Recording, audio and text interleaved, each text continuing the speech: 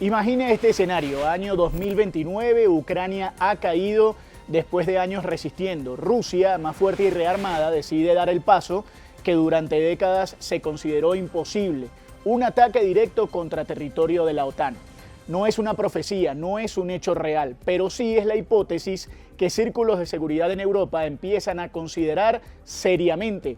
Y en el centro de todo, Alemania. Un país que creyó que nunca más tendría que prepararse para una guerra. Un país que ahora diseña un plan secreto de 1.200 páginas que detalla cómo mover 800.000 soldados alemanes, estadounidenses y aliados hacia la línea del frente. ¿Por qué Alemania se prepara para un escenario tan extremo? ¿Qué sabe Europa sobre los preparativos militares de Rusia? ¿Qué responde Vladimir Putin? Hoy en Mundo al Día lo analizamos a fondo.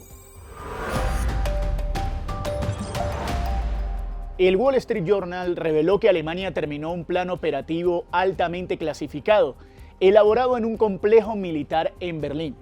Este documento de 1.200 páginas describe cómo se movilizarían 800.000 soldados de la OTAN, qué puertos utilizarían, qué rutas ferroviarias, qué carreteras serían cruciales, cómo se garantizaría el abastecimiento y la protección de las tropas en tránsito.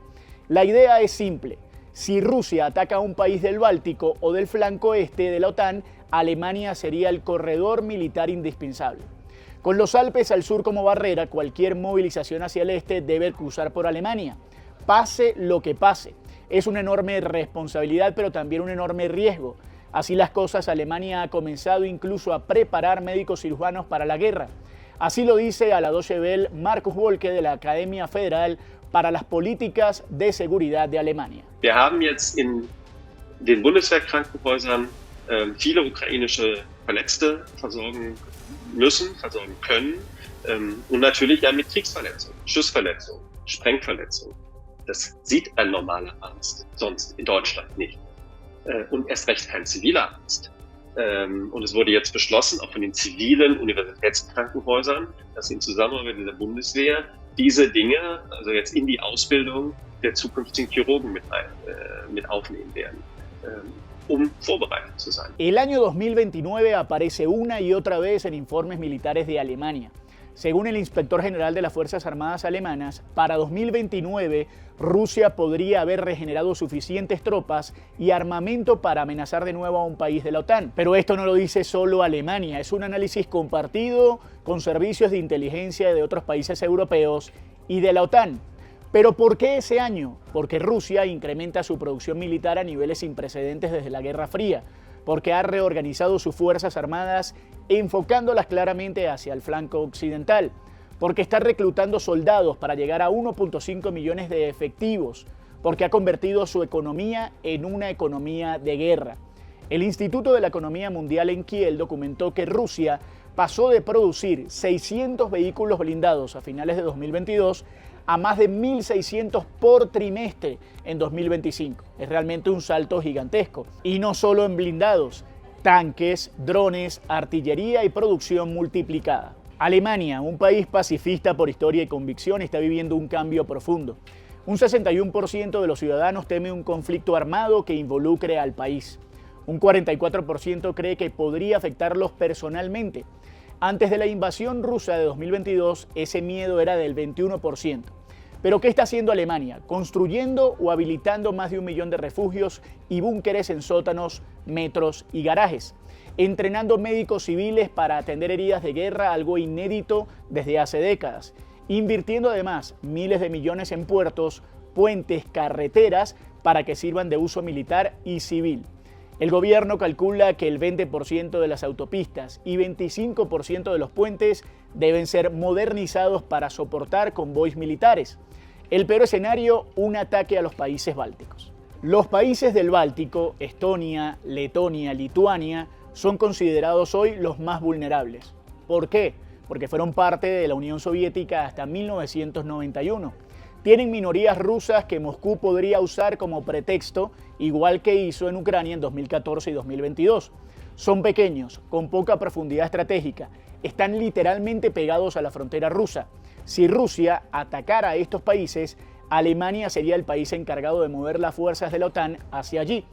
De ahí la obsesión de Berlín por su infraestructura y por sus planes logísticos. Tras estas revelaciones, Putin respondió con ironía. Durante una rueda de prensa en Kirguistán dijo: Rusia nunca tuvo intención de atacar Europa, suena gracioso, pero si quieren que lo escribamos en un papel, lo hacemos sin problema.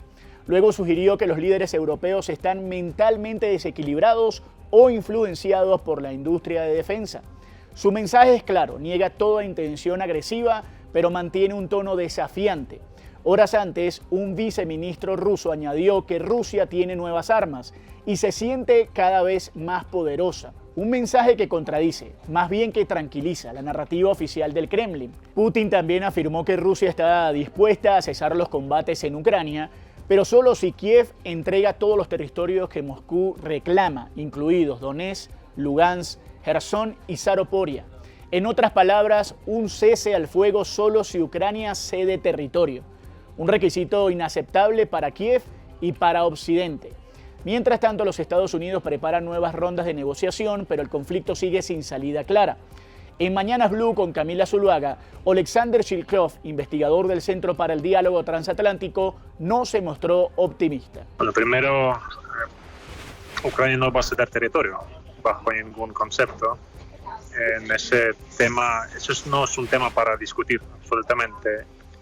Eso Rusia puede repetirlo cuantas veces quiere, pero ni el gobierno ucraniano ni tampoco la Unión Europea lo van a aceptar, porque no es una cosa solamente de Ucrania, es un tema de seguridad europea en general. Eso no se puede permitir. Ucrania quiere lograr primero un alto el fuego. Por eso vamos a hablar sobre un alto el fuego y los términos de este alto el fuego. El tema de territorios, monitoreo de paz, acuerdo de paz, etcétera, es otra cuestión que no sabemos cuándo lo vamos a saber por definitivo. Pero yo repito que ceder territorio, eso no, nadie lo va a hacer. O sea, lo que sale en la prensa, las declaraciones que hace Rusia, no lo tenemos que tomar en serio, porque es lo que busca invasor. Expertos europeos coinciden en algo. Un ataque ruso no es inevitable, pero sí es posible si Occidente baja la guardia. Un oficial alemán lo resumió así: nadie puede garantizar que Putin espere hasta 2029. Podría intentar algo antes. El temor no es que Rusia sea más fuerte que la OTAN. La OTAN es mucho más grande. El temor es que Rusia actúe rápido, Europa reaccione lento y el conflicto escale antes que los aliados puedan responder. Por eso Alemania acelera su preparación y por eso la OTAN subió su gasto militar objetivo al 5% del PIB. De hecho, el tema parece no ser tan fácil como dice Putin.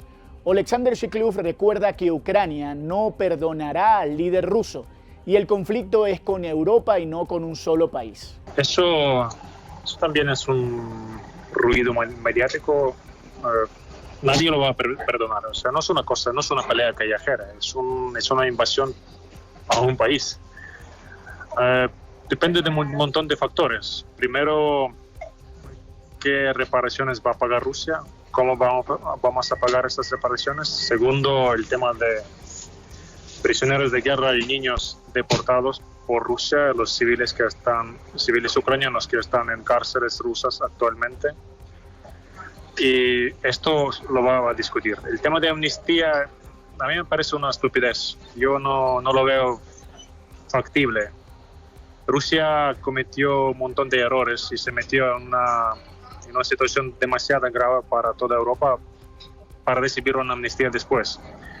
Es una guerra, es un conflicto entre Europa y Rusia a largo plazo y los rusos no lo van a salir tan fácilmente. El plan secreto de Alemania no es una predicción fatalista. Es un manual de supervivencia en caso de que lo impensable ocurra. Las hipótesis sirven para evitar que se vuelva realidad.